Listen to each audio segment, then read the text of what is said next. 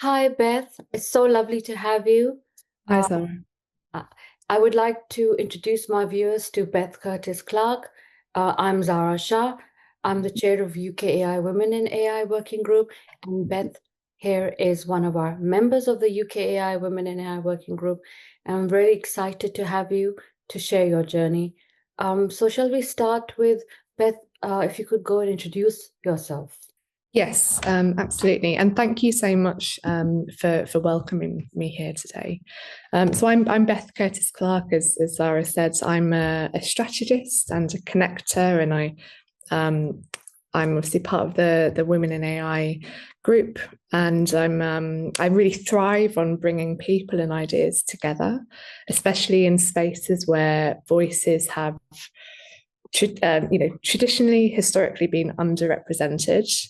My career has been about shaping strategies and building strong relationships, but most importantly, it's been about taking really complicated things and making them as simple as possible, which is why I work in AI. I like making it feel accessible for anyone. And I work in AI, of course, that's why I'm here. And I believe that AI is not just about data and tech. I think it's about creating a more inclusive, authentic, and impactful ways of getting work done and also connecting with people. Um, One probably quite controversial view I have on AI is about how my personal experience is that it really empowers creativity for me, and it unlocks new opportunities, and it probably most importantly it gives voice to perspectives that may otherwise have been overlooked. In fact, that's what really excites me about the fields that I work in, and I'm also really inspired by how innovation and human connection comes together in AI. I really love that. I think the human in the loop is really the kind of the dynamite of it, really. And that's a lot about my work in AI. Of course, I don't just work. I also have a life as outside of work. I enjoy hiking with my dog. In fact, just 2 days ago, I climbed up Mount Snowdon. So, Zara, you have to excuse me, Stem. My legs are a little bit sore. And I won't throw a mountain metaphor at you today. You'll be happy to know. I love that. Um, How did you start in your journey? What is it that really, sparked your interest? Yeah, I think I feel very, very lucky to get. But obviously, there has been a lot of hard work as well. I mean, my career has been about weaving together the complexities of tech and AI, as I've already said, and translate that into you know digestible, relatable snippets that can really help people. But where I started, to answer your question, I started as an account manager in the email marketing sector many years ago, and I quickly realized when I was working in that sector, and I really loved it. What energized me wasn't just about what the tech was doing, and actually at the time it was really groundbreaking, and it was definitely driving results, and it was fun. But it was actually the storytelling aspect of what we were doing. It was about the human. Opening that email and going on the journey, and then taking that bit of email inspiration and going to a shop and buying something. It was about the storytelling bit that I really loved. And actually, that was a real spark for me. And that I still have that now. I'm always thinking about, well, actually, what's the human thinking about, and what's the before and after? I find that really inspiring. Along my career, I've had really wonderful opportunities to work with alongside and also mentor women. And that's been a really wonderful opportunity. I'm so thrilled that I've had that, and I hope to do it for many, many years. But I think there was a spark there as well. I felt very that a mentor should really know everything. And actually, that's just not the case. I think I know now that being a mentor is about kindness and about listening and essentially being a witness, and helping someone see something from a different angle. And I really appreciate being mentored. I hope I always will. But yeah, it's a lot about kindness and inclusivity. But that experience of feeling very out of my depth as a manager or a mentor, to get to where I am now has really, I guess I've just really acknowledged that those small acts of kindness are what really get people to progress, and it can really ignite confidence and open doors for other people. And that's the spark that I feel every day. Amazing. I get the sense that maybe there was a mentor in your life that really helped you. Would you say that that's been one of your highlights so far?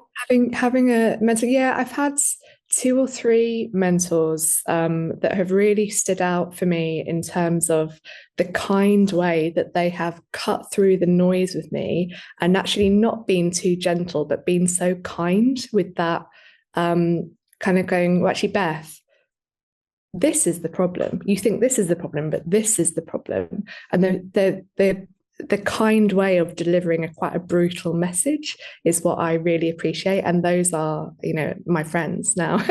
But yeah, I'm very, very grateful for the mentors that I've had, and they've really inspired me to mentor others. Wonderful. What would you say has been your key challenge, or you can mention more than one? And what strategy did you use to overcome it? I love this question, and I have prepared for it. And I'm going to be very, very honest. So I've got, 4 or 5 maybe challenges that I still recognize, and they still crop up again and again. And essentially, for me, the challenges were the failures, and it was about how I felt about the failures at the time. And the bigger the failure, actually, the more proud of it I am now. So just to give you an example, I started my own business about 10 years ago, and I didn't secure a single customer.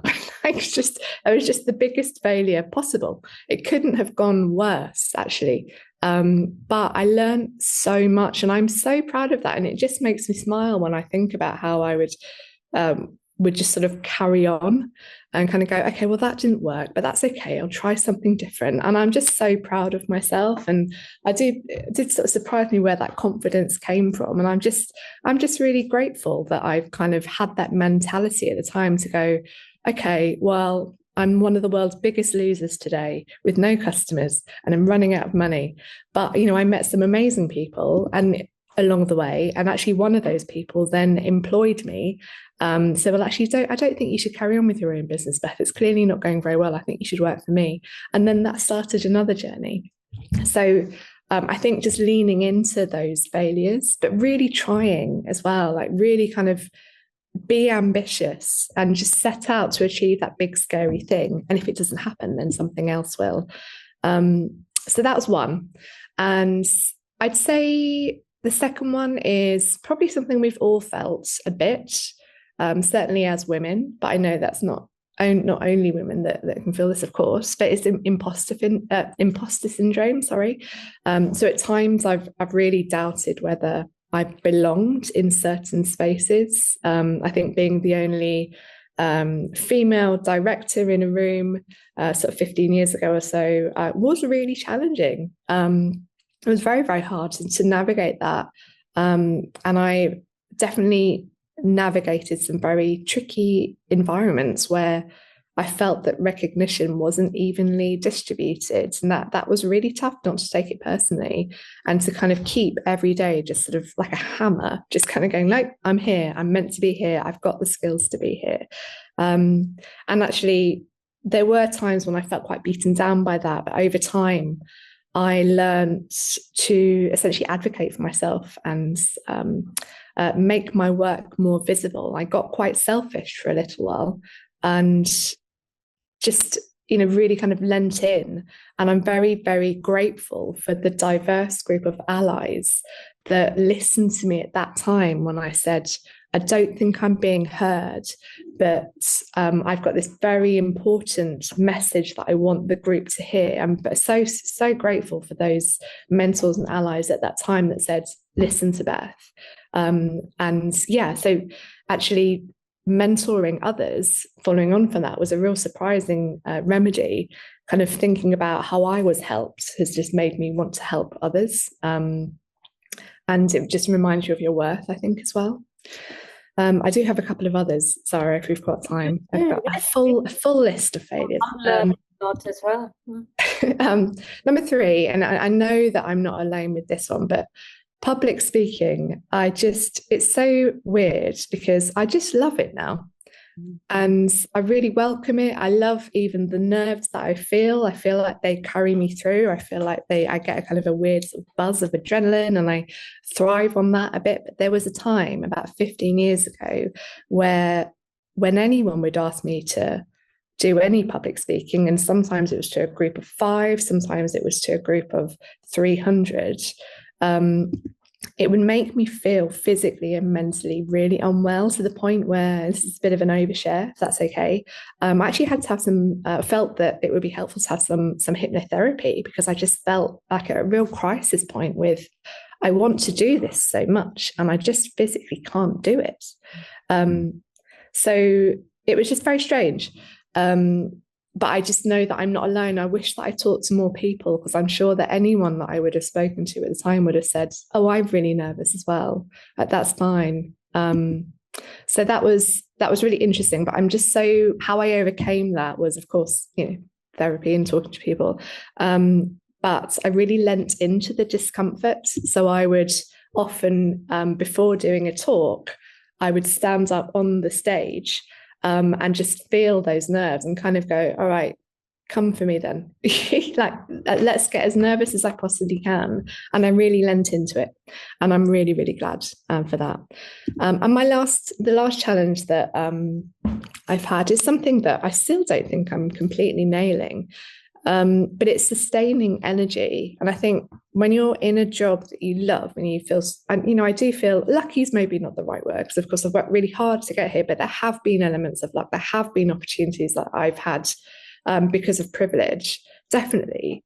But I feel that I'm not always very good at reserving my own energy, so that I am well rested for the day ahead. It's something that I'm really working on. I'm trying to kind of set better boundaries and make sure that I recharge, and not be such a controlled enthusiast. But I'm definitely better at it than I was. So I'd see that as a win. That's very inspiring. Your case of sort of stage fright is very common. And it's amazing. Have you had it? And of course. And at times initially your voice would crack. Yeah, it'd go bright red. Yeah. It's awful. So it's really, really inspiring that you carried on. Eventually it's almost like you overcome your fear by accepting it. So you did that. Yeah. Yeah. Yeah, I'm very proud. And what are your future plans? My future plans are, I'd love to help more women in AI, especially.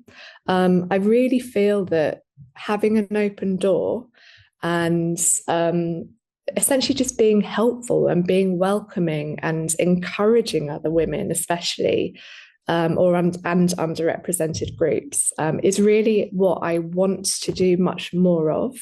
But also, there's the fun side of AI that I really love. I love the amazing, interesting, crazy things that it can do, and I want to stay really close to that. I love the more sort of slightly quirky uses of tech that are kind of blowing people's minds. Of course, some of them are a bit alarming, but I'm really interested. I suppose I'm a bit of a nerd in some ways. I really want to stay close to the tech and make sure that I keep up to date with it always, that I'm always thinking, well, what's new today? And so staying in AI, definitely, I see that being my career, for as long as I have a career.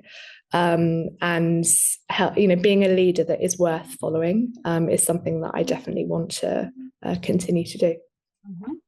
And how do you think your individual contribution could ripple into systemic impact to create a lasting legacy? Yeah, this is a really tough question. I think because it's got to be real as well. I think that I could talk about legacy in a way that in kind of a cliched way. And I thought, no, I really want my answer to this to really be meaningful and actually be something that I'm really committed to. And so I've had a really good think about it. And for me, my own wins are like little sparks.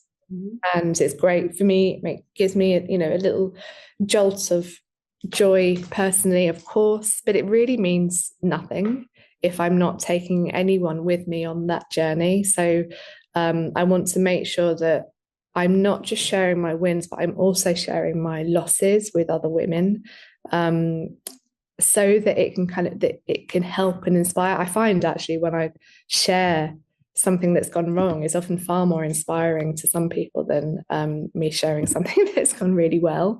So I really want to just be very open with, this went well, this did not go well, but let me tell you about it anyway. And I think when women achieve success in AI, especially, and share it, it doesn't just create visibility and the art of the possible.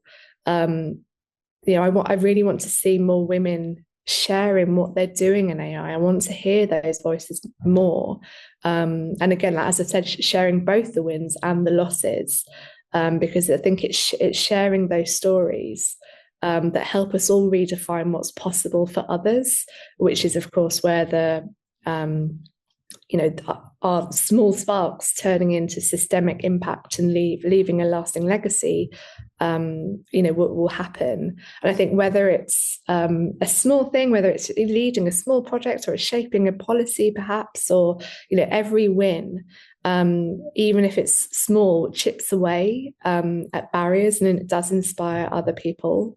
So for me, sorry, Zara, I can't even remember the original question you asked me, but for me, it's about influence, and it's about embedding diverse perspectives into tech that will lead ultimately into the shift of the system. So that's the legacy that I want to leave behind. That sounds very final. Hopefully I'm not going anywhere. But also, turning, helping be part of the movement, which I know we are, that is turning women into women in AI leadership, so becoming the norm and not the exception. That's really important to me as well. So that's interesting. It's in a way, would you say this is where you see the future? This is the kind of future you would like to create, or the future you'd like to visualize, where women also have equal opportunity to contribute in AI? Yeah, it's just about being equal and being fair and having, there's so much power in having more diverse perspectives. It's just so much more interesting. So yes, I definitely agree with that. And what advice would you give to other young girls and women who want to, pursue a similar career path to you? Yeah, I would say connecting with other women is absolutely number one. And I love meeting other women, especially in AI. And breaking into AI can feel absolutely really intimidating, especially when women are so underrepresented. So it's that connecting with other women. It's a really warm place, these forums that we're part of. I mean, it's very inspiring to hear these journeys that other women have been on. So it's that connection that would be my main advice, not just for a support system, but also a source of inspiration or practical guidance or tips. These connections can definitely open doors, maybe in ways that you don't expect that they're going to. And it's those connections that I feel are really going to shift the culture of AI, because it's when women come together and share their experiences and, of course, amplify each other's, definitely strengthens that community. I am lucky because I now have a really strong network, a very diverse network. But it's the network of women who really understand your journey, and typically will relate to it in some way. It's very, very powerful. And it I think it's definitely reminded me that my career is not just about my career. It's being part of a wider movement, and shaping the future of AI to be far more inclusive. So connect with me. And if there's any women out there trying to get into AI, I would love to connect with you and hear about your journey. And I would definitely try and help. And I think so. It's a final tip, but probably I should have started with this one. But if you're looking at a job spec, and you found a role in AI and you think that could be my first role and that's my way into this amazing industry, don't worry too much about the job spec matching your experience exactly, because from my experience, it's AI is about curiosity and about pragmatism and creativity and having just having your own authentic perspective. That's what AI is about. So I'd say focus on transferable skills. Don't worry too much about the tick boxes, because it's such an incredibly broad industry where we need such a diverse mix of skills and perspectives included. And what's the best way for women to connect with you if they wanted to, ask for guidance or, collaborate? I would say send me a LinkedIn message. I'm on it regularly. And yeah, I promise I will always reply. It's really important to me that there will never be an unreplied message from me on LinkedIn, and I'd welcome hearing from anyone, especially anyone trying to get into AI. Great. And is there anything else that you'd like to share with our viewers? I suppose the only one thing I would add is that be brave. Like you're probably capable of far more than you think you can, especially if you're at the start of the start of your journey. And if anyone is not sure, or if they're feeling uneasy about how confident they feel about going into the AI industry, then just give me a shout and I will convince you. That's great. Thank you so much, Beth. You're very welcome. I learned a lot from, you were so honest. You're too honest. You're absolutely right.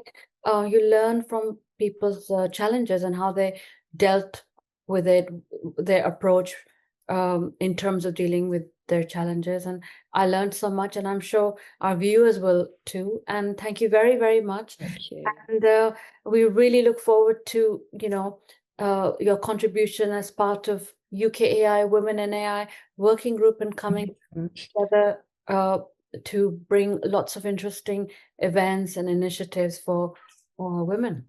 Thank you so much. Thank you for the invite.